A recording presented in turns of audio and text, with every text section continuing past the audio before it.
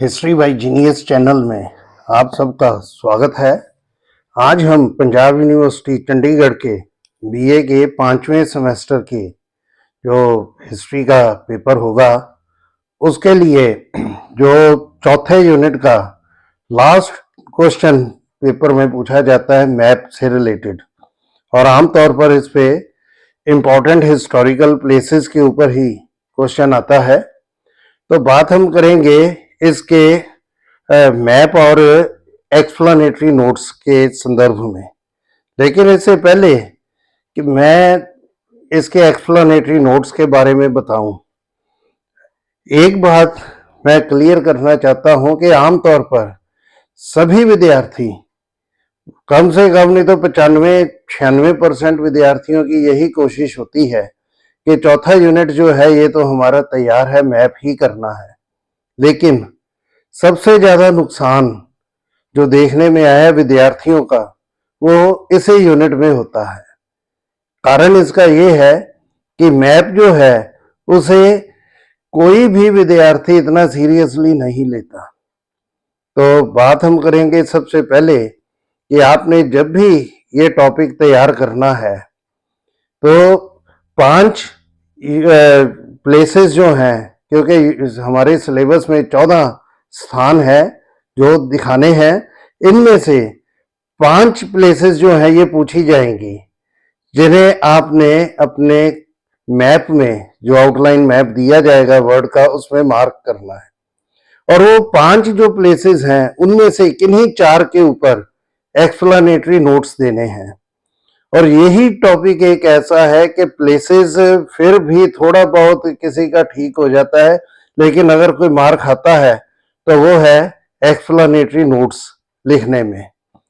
अगर किसी ने लिखा भी तो एक दो जगह जो है उनके बारे में बता दिया, अदरवाइज वो कुछ भी इसके बारे में लिखते ही नहीं है और अक्सर खाली मैप के प्लेसेस जो हैं वही भर के आ जाते हैं।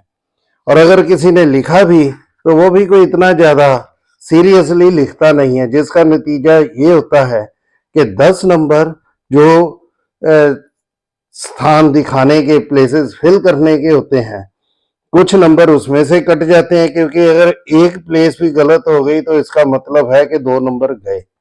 और दूसरा जो है एक्सप्लेनेटरी नोट्स, उसके ऊपर चूंकि कोई भी अपने एक्सप्लेन करता ही नहीं है, जिस कारण ये 8 नंबर जो है वो भी उसके निकल जाते हैं। 8 में से अगर किसी ने कुछ 2-4 लाइनें लिख भी दी तो उसे 1 नंबर 2 नंबर मिल भी गए, लेकिन ये एक बहुत बड़ा हादसे वाली ही बात मैं कहूंगा कि बहुत बड़ा नुकसान होता है। प्लेस एक्सप्लेनेटरी नोट्स लिखना जो है ये कोई इतना मुश्किल काम नहीं होता, क्योंकि आपको ये मालूम होना चाहिए कि कौन सी प्लेस जो आप भरने जा रहे हैं, कम से कम आपको ये पता होना चाहिए कि ये है कौन सी कंट्री में। कंट्री में अगर आपने लिखना है तो आप सिंपल देखिए कि सारे सिलेबस में जो 14 प्लेसेस हैं इनमें सिर्फ अमेरिका में न्यूयॉर्क है जो अलग से है। बाकी आप जितने भी प्लेसेस देखेंगे, 13 प्लेसेस, ये सारी प्लेसेस जो हैं ये आपको यूरोप में ही मिलेंगी। तो यूरोप में कौन कौन सी जगह हैं इनके बारे में आपने ध्यान रखना है। तो हम मैप के देखिए, आपने जब भी मैप फिल करना है, पहले तो आप देखिए जो ऐसी प्लेसेस जो बहुत ही आसान है। फॉर एग्जाम्पल न्यूयॉर्क, आप अगर न्यूयॉर्क आपने शो करना है तो न्यूयॉर्क कहां से शो करेंगे? आपको सबसे पहले यूएसए, और यूएसए के बारे में आप देखिए कि ये जो एरिया है जो नीचे मैंने मार्क किया है ये है, एक्चुअली इन्हें हम लैटिन अमेरिकन कंट्रीज कहते हैं, साउथ अमेरिका। ये है न्यूयॉर्क जो आपने दिखाना है। दूसरे जो आसान प्लेसेस हैं इनमें ये है लंदन। लंदन आप देखिए कि नीचे जहां से थोड़ा सा अंदर को झुकाव हुआ पड़ा है, वहां आप मार्क करेंगे, ये बिंदी लगी है, ये है लंदन। तीसरी प्लेस जो सबसे आसान आप देख सकते हैं वो है मॉस्को। अब मॉस्को जो है ये आपने किस तरह से लेके जाना है, आप देखिए सिंपली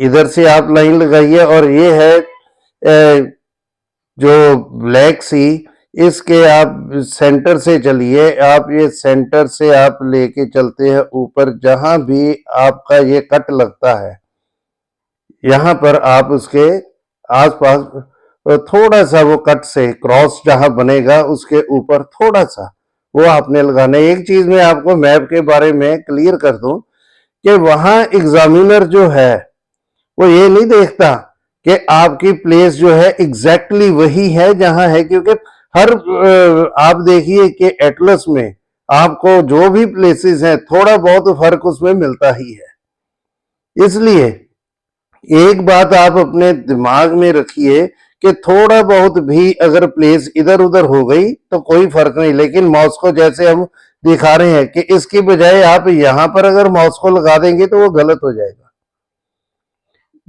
यहां मॉस्को है, इसके थोड़ा सा आसपास में हो जाएगा तो चलेगा। रोम जो है ये आप देखिए कि ये जो पूंछ एक तरह से बनी हुई टेल है जो यूरोप की, इसके सेंटर में आप देखिए, और रोम जो है ये समुद्र के चूंकि किनारे पर स्थित है, इसलिए आपने ये प्लेस जो है ये इसके लगभग सेंटर में, सेंटर से थोड़ा सा नीचे या सेंटर में आप यहां अंदर की ओर डॉट लगा देंगे, ये आपका रोम बनेगा।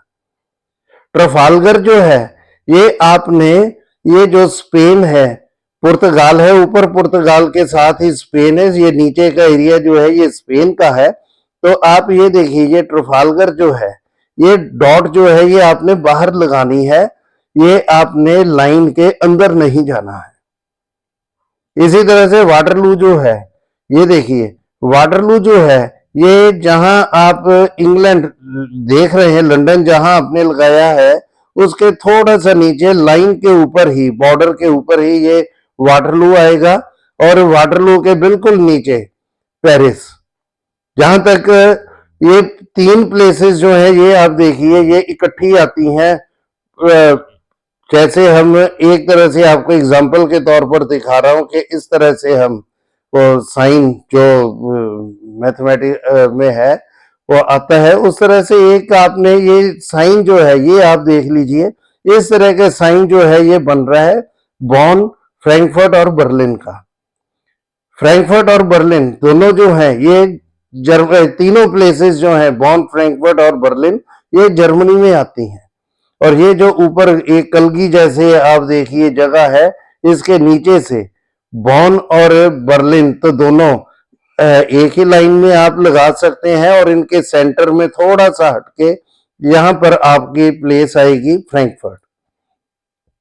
इसके बाद वियना जो है ये आपने जहां पर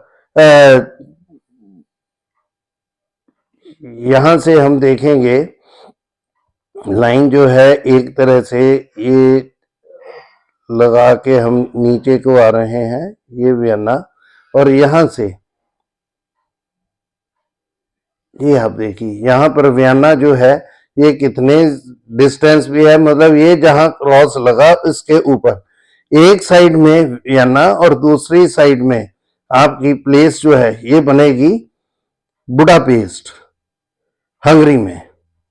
तो क्रीमिया जो है, क्रीमिया ये आपका इस जगह पे आएगा कॉर्नर में, क्योंकि रशिया इसको कब्जे में लेना चाहता था, इसीलिए यहाँ पर एक युद्ध भी हुआ, इसकी आगे हम बात करेंगे। तो इस तरह से मैप बनाना जो है, प्लेसेस फिल करनी, ये इतनी मुश्किल नहीं है। आप ये देखिए कि आपको किस तरह से आसानी लगती है। जो प्लेसेस आपकी आसान है, देखिए 14 प्लेसेस है, 14 में से आपने 4 प्लेसेस पहले आसान वाली निकाल ली, बाकी बची 10, 10 में से फिर आप 2-2, 3-3 करके कर सकते हैं। तो 11 को आपका एग्जाम है, उससे पहले पहले आप अपने मास्टरी कर सकते हैं मैप के ऊपर और इसके एक्सप्लेनेटरी नोट्स देने में। जहां तक एक्सप्लेनेटरी नोट्स देने का सवाल है, आप देखिए 2-3 चीजें तो आपकी 2-3 लाइनें बड़ी आसानी से बन जाती हैं। पहली लाइन है कि ये प्लेस जो है ये है कहां पर, कौन से कंट्री में है। दूसरी है, अक्सर ये जितने भी प्लेसेस हैं किसी न किसी नदी के आसपास ही बसी हुई हैं। ये जितने भी केंद्र हैं जिनकी बात हमने की है, करेंगे जिनकी आगे बात हम, तो ये जितने भी प्लेसेस हैं किसी न किसी नदी या समुद्र के किनारे पर बसे हुए हैं। कौन सा समुद्र है, दूसरी चीज आपने ये बतानी है। लेकिन मेन टॉपिक जो पूछा जाता है वो है कि इसका एक्सप्लेनेट, इसके हिस्टोरिकल इंपॉर्टेंस क्या है, ऐतिहासिक महत्व क्या है। तो आपने ऐतिहासिक महत्व जो है वो यहाँ पर बयान करना है। तो हम चलते हैं अपने एक्सप्लेनेटरी नोट्स के ऊपर। सबसे पहला टॉपिक जो है ये है पेरिस, और हम सभी जानते हैं कि ये फ्रांस की राजधानी है। उत्तरी फ्रांस में सीन नदी के तट पर यह नगर जो है ये स्थित है, और फ्रांस के व्यापार, इतिहास, शिक्षा, धर्म और सांस्कृतिक गतिविधियों का एक बहुत बड़ा केंद्र भी है। यह एक प्राचीन नगर है और इसे 52 ईसा पूर्व में, ये ध्यान रखना है कि 52 बीसी आपने लिखना होगा, 52 ईसा पूर्व में जूलियस सीजर, एक बहुत बड़े ऐतिहासिक फिगर, बहुत बड़ा ऐतिहासिक रूलर हुए, जूलियस सीजर ने भी इसे जीता था। 987 ईस्वी में यह फ्रांस की राष्ट्रीय राजधानी बन गया।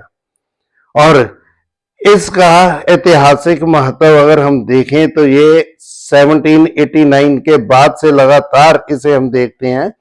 14 जुलाई 1789 ईस्वी को 1789 जबकि फ्रेंच रेवोल्यूशन की स्टार्ट होती है, फॉल ऑफ बास्तील, बास्तील के पतन के साथ, जिसमें पेरिस के नागरिकों ने बढ़ चढ़कर भाग लिया और बहुत बड़ी भूमिका जो है वो पेरिस की रही। 1830 और 1848 ईस्वी में दोबारा से फ्रांस में दो और क्रांतियां हुई और इनमें भी पेरिस की भूमिका जो है वो प्रमुख रही। नेपोलियन तृतीय का शासनकाल जो 1852 से 1870 तक रहा, तो नेपोलियन तृतीय के शासनकाल में पेरिस अंतरराष्ट्रीय राजनीति का प्रमुख केंद्र बन गया। फ्रैंको प्रशियन वार जो 1870-71 ईस्वी में हुई, इस दौरान प्रशिया की सेनाओं ने नगर की घेराबंदी कर ली थी और इसे बुरी तरह से नष्ट कर दिया था। और पहले महायुद्ध के समय पेरिस में जर्मन की सेनाएं प्रवेश नहीं कर पाई थी, परंतु दूसरे महायुद्ध के समय जबकि जर्मनी का डिक्टेटर हिटलर था, तो ये नगर जो है ये जर्मनी की सेनाओं के अधिकार में आ गया था। और अगस्त 1944 ईस्वी में जबकि एक्सिस पावर्स का दबदबा कम होने लगा था, तो इसके बाद फ्रांस को, पेरिस को स्वतंत्र कराया जा सका था। अब ये देखिए इसके एक बहुत बड़ा महत्व ऐतिहासिक तौर पर हम देखते हैं कि अंतरराष्ट्रीय संधियां, बहुत सी अंतरराष्ट्रीय संधियां वो पेरिस में हुई। सप्तवर्षीय युद्ध का अंत जो है वो पेरिस की संधि के साथ होता है। अमेरिका का स्वतंत्रता संग्राम, इसका अंत जो है ये पेरिस की संधि से होता है। क्रीमिया का युद्ध ये भी पेरिस की संधि के द्वारा ही समाप्त हुआ था। और पहले महायुद्ध के बाद 1919 ईस्वी में जो शांति सम्मेलन हुआ था, जैसे वो भी पेरिस में ही हुआ था, और इसका आप देखिए नाम ही है पेरिस पीस सेटलमेंट। और दूसरे महायुद्ध के बाद पेरिस की संधि के द्वारा ही जो विजयी मित्र राष्ट्र थे उन्होंने इटली, रोमानिया, हंगरी और फिनलैंड के प्रादेशिक व्यवस्थाएं जो है इनके ऊपर वो थोपी गई थी। तो ये है पेरिस के बारे में। दूसरा हमारा जो केंद्र है वो है लंदन। लंदन इंग्लैंड की राजधानी है, यूरोप का एक महत्वपूर्ण नगर है, और इसकी स्थापना जो है ये टेम्स नदी के तट पर 43 ईस्वी में हुई थी। और मध्यकाल के बाद यह नगर इंग्लैंड की राजनीतिक गतिविधियों का केंद्र रहा।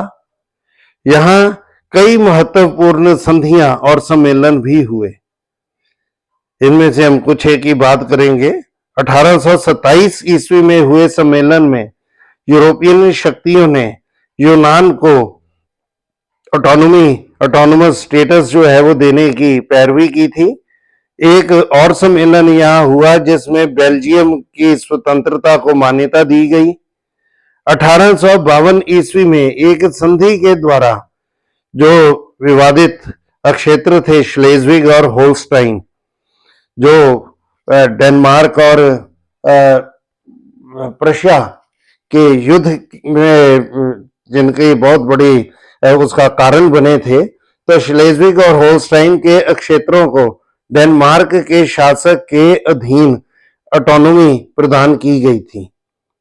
पहले महायुद्ध के दौरान लंदन में एक बहुत ही महत्वपूर्ण संधि हुई जिसके द्वारा इटली को मित्र राष्ट्रों ने क्षेत्रीय कई सुविधाएं देने का वायदा किया और अपने साथ मिला लिया था। दिसंबर 1915 ईस्वी में ये संधि जो है ये हुई थी।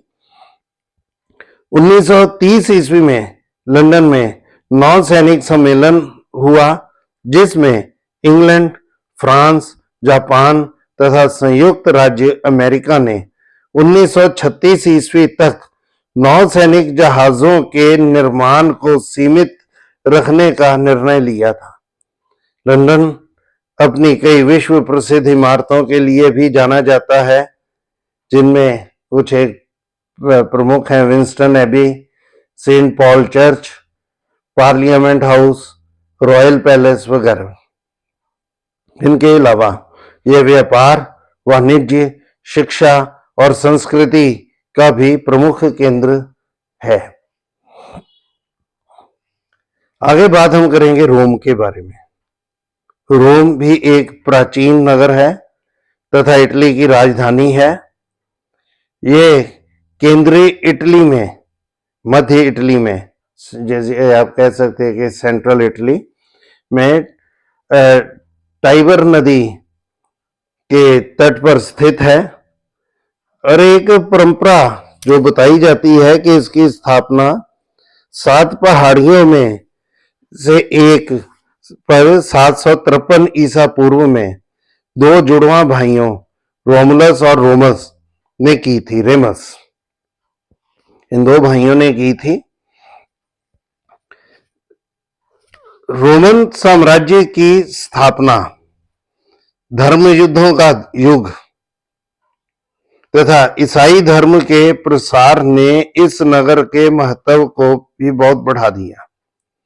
14वीं और 15वीं शताब्दियों के दौरान ये पुनर्जागरण और धर्म सुधार आंदोलन का भी प्रमुख केंद्र रहा।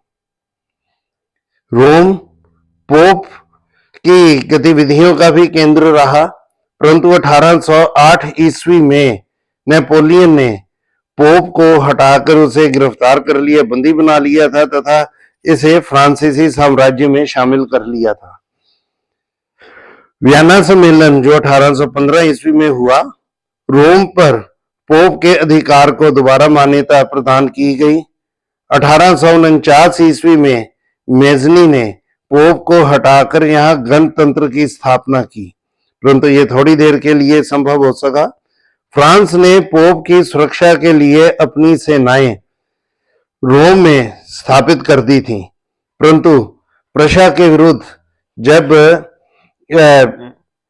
फ्रांस का युद्ध होता है 1870-71 ईस्वी में, तो 1870 ईस्वी में ही अपनी स्थिति को डावाडोल देखते हुए फ्रांस को अपनी सेनाएं रोम से हटानी पड़ी, जिसका लाभ उठाकर पिडमंट की सेना ने इस पर आक्रमण कर दिया तथा रोम पर अधिकार करके इटली का एकीकरण संपूर्ण किया।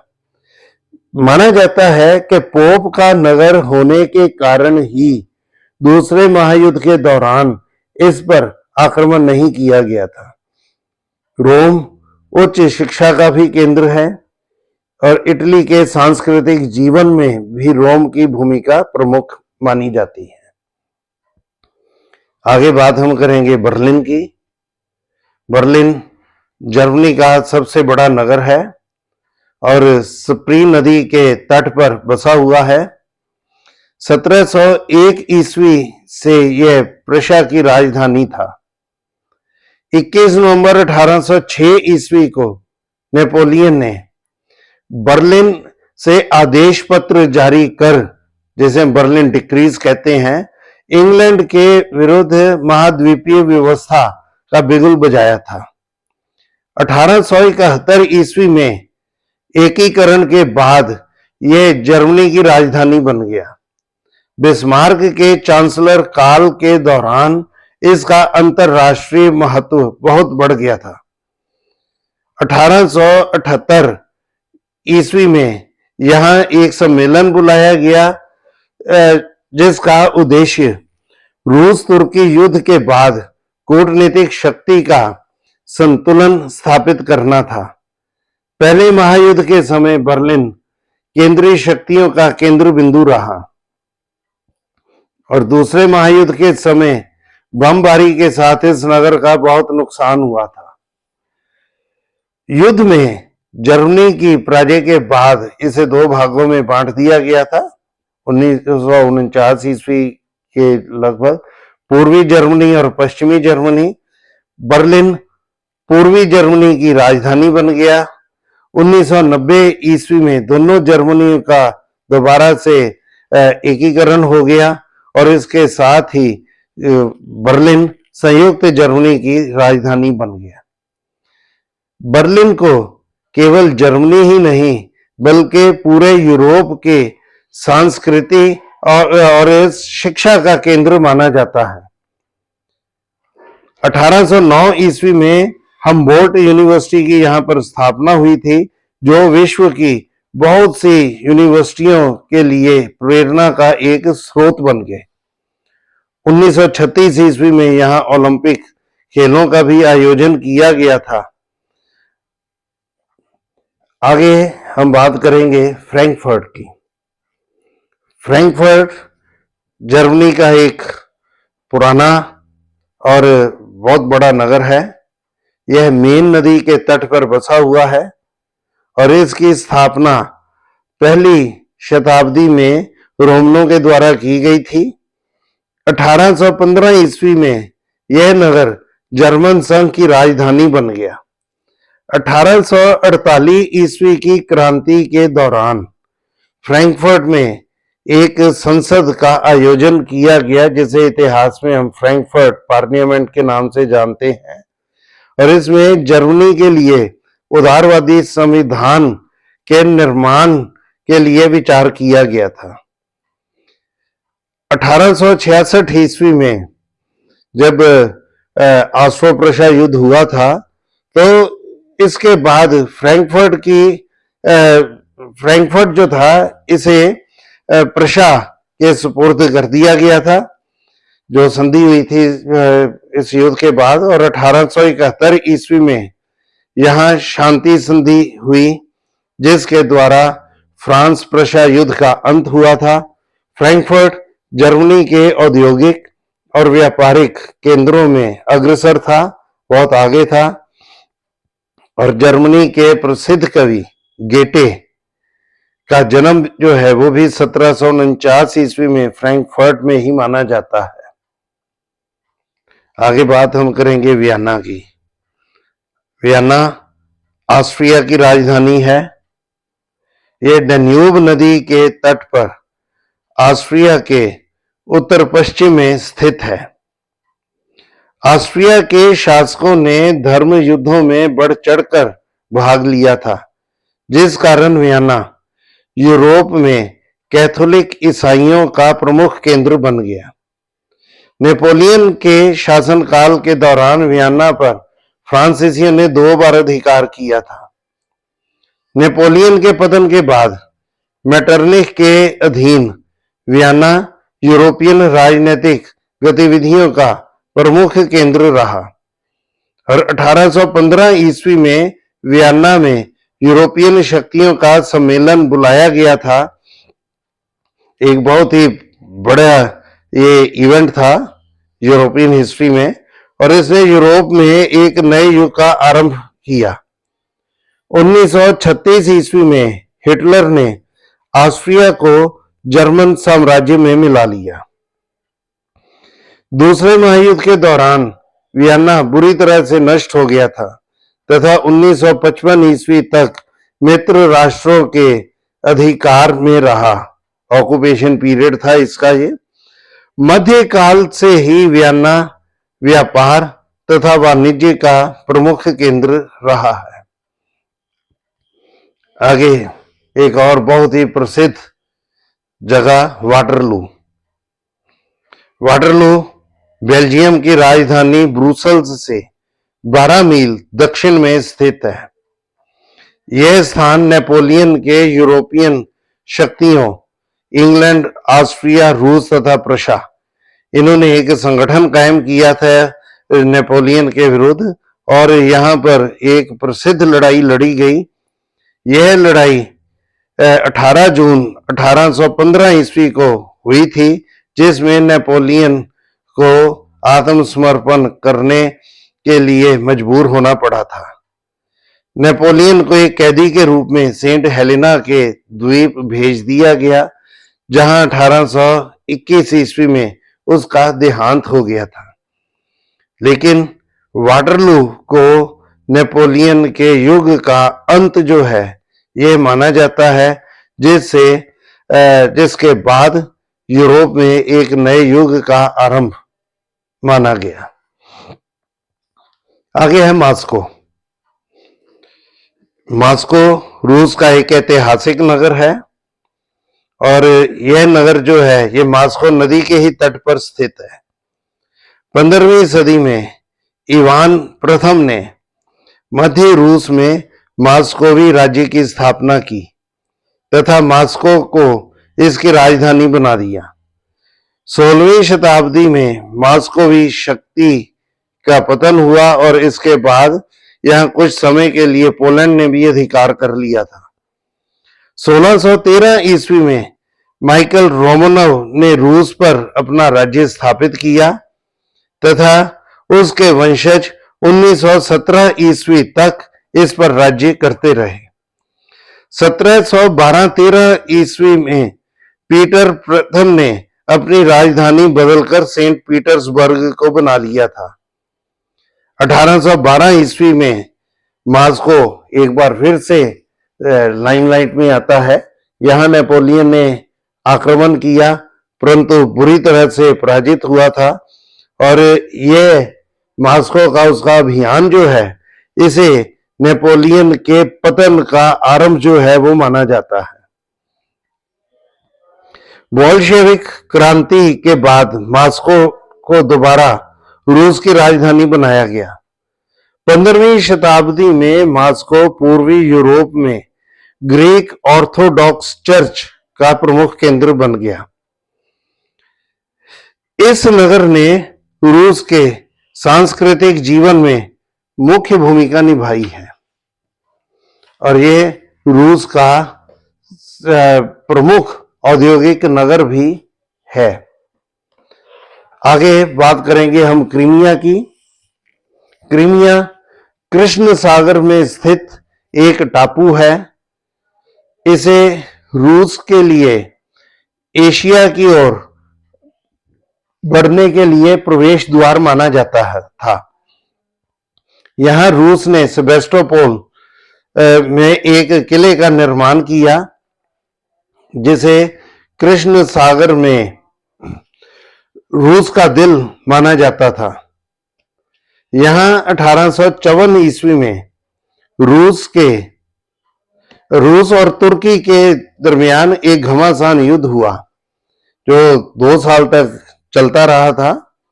इसमें तुर्की को इंग्लैंड और फ्रांस का समर्थन मिलने के कारण रूस को आखिरकार हार का मुंह देखना पड़ा था।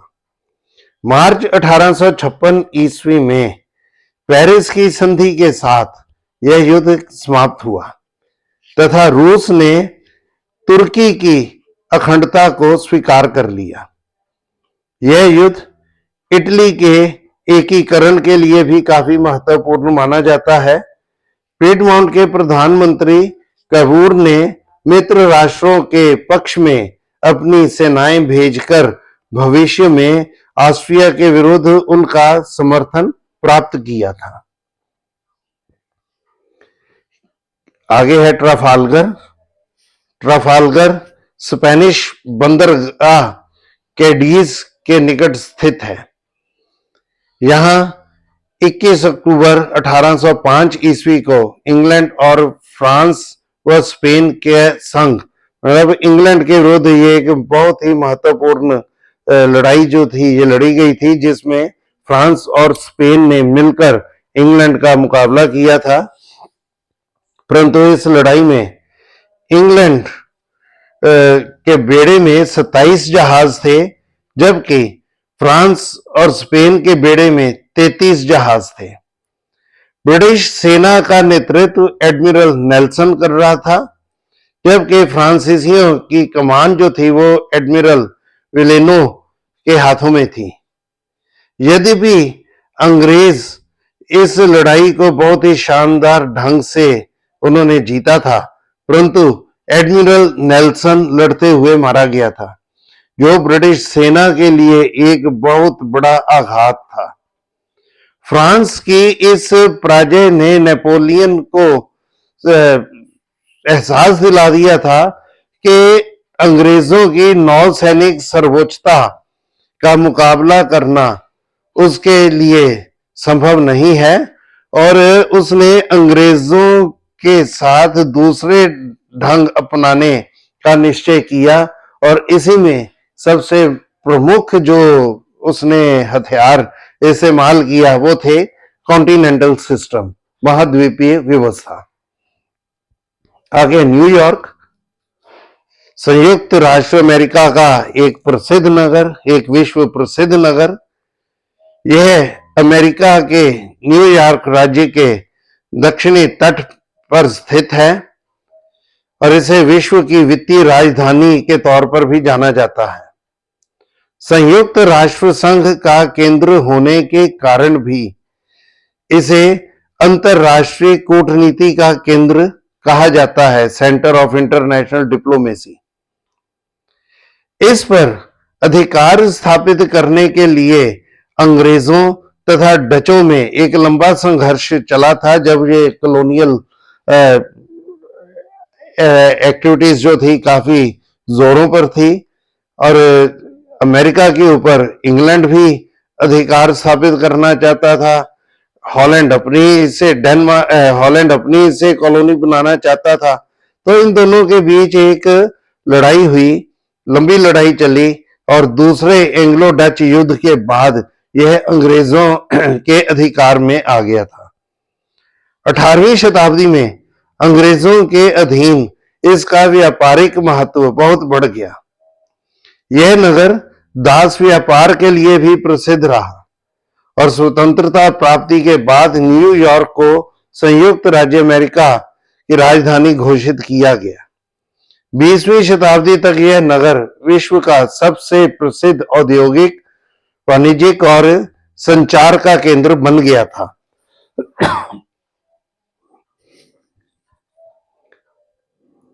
आगे हम बात करेंगे वेनिस की। वेनिस इटली का प्रसिद्ध पुरातन नगर है। इसकी स्थापना 452 ईस्वी में हुई। यह नगर एड्रियाटिक सागर के तट पर स्थित है। अपनी भौगोलिक स्थिति के कारण यह अंतरराष्ट्रीय व्यापार का भी प्रमुख केंद्र बन गया। पुनर्जागृति काल के दौरान यह नगर साहित्य और कला का भी प्रसिद्ध केंद्र बन गया था। 1797 ईस्वी में इस पर फ्रांसीसियों का अधिकार स्थापित हो गया। वियना सम्मेलन में हुए निर्णयों के अनुसार यह नगर ऑस्ट्रिया के अधिकार अधीन आ गया था। 1866 ईस्वी में हुए ऑस्ट्रो प्रशिया युद्ध के बाद वेनिस इटली को मिल गया, और इटली के एकीकरण के बाद यह इटली के प्रमुख औद्योगिक, व्यापारिक और सांस्कृतिक केंद्र के तौर पर विकसित हुआ। आगे है बॉन। राइन नदी के तट पर पूर्वी जर्मनी का यह एक प्राचीन नगर है और 1789 ईस्वी की क्रांति के बाद फ्रांसीसी सेनाओं ने इस पर अधिकार कर लिया था।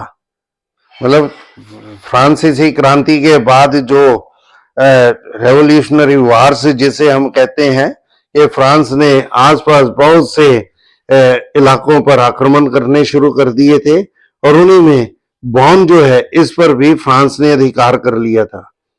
नेपोलियन के शासन काल में यह फ्रांसीसी आक्रमणों का लगातार शिकार होता रहा था और वियना सम्मेलन के जो निर्णय लिए गए थे इनके अनुसार यह नगर प्रशा को प्राप्त हुआ, जिससे इसका विकास बहुत तेजी के साथ शुरू हुआ। दूसरे महायुद्ध के दौरान इस नगर पर अनेक हवाई आक्रमण हुए, जिस कारण यह बुरी तरह से ध्वस्त हो गया था। युद्ध के बाद जब जर्मनी का दो भागों में विभाजन हुआ तो बॉन पश्चिमी जर्मनी की राजधानी बन गया। इसके बाद इसका पुनर्निर्माण बहुत तेजी के साथ शुरू होता है। 1818 ईस्वी में यहाँ एक विश्वविद्यालय, एक यूनिवर्सिटी की स्थापना हुई, जो कुछ ही समय में यूरोप में उच्च शिक्षा का प्रमुख केंद्र बन गई थी। और आखिर में बात हम करेंगे बुडापेस्ट की। यह नगर हंगरी की राजधानी है। दरअसल ये दो नगर बुडा और पेस्ट के सुमेल से बना है। यह नगर डेन्यूब नदी के दोनों किनारों पर बसा हुआ है। मतलब इसके दरमियान डेन्यूब नदी जो है ये निकलती है। 19वीं शताब्दी में हंगरी में ऑस्ट्रिया के विरुद्ध स्वतंत्रता आंदोलन आरंभ हुआ था, जिसका प्रमुख केंद्र बुडापेस्ट ही था। मेटरनिख के पतन के बाद बुडापेस्ट में ऑस्ट्रिया के विरुद्ध हुए विद्रोह को ऑस्ट्रिया के सम्राट ने रूस के जार की सहायता से कुचल दिया था। पहले महायुद्ध के बाद हंगरी स्वतंत्र हो गया। इसके बाद बुडापेस्ट का भी बड़ी तेजी के साथ विकास हुआ। दूसरे महायुद्ध के दौरान हुई तबाही ने इसे खंडर में परिवर्तित कर दिया। आज भी बुडापेस्ट को साहित्य, कला और संस्कृति का एक प्रमुख केंद्र माना जाता है। तो ये थे हमारे एक्सप्लेनेटरी नोट्स मैप के ऊपर। तो आपको ये प्रेजेंटेशन पसंद आई होगी। आप चैनल जो है इसे सब्सक्राइब करिए, लाइक करिए और अपने सर्कल में इसे आप शेयर भी करिए। आप सब्सक्राइब करने के बाद बेल आइकन जो है उसे जरूर दबा देना, क्योंकि 6th सेमेस्टर जो आपका होगा उसमें हम रेगुलर लेक्चर्स जो हैं वो इसमें डिस्कस करेंगे। तो बहुत बहुत धन्यवाद आपका। Thank you.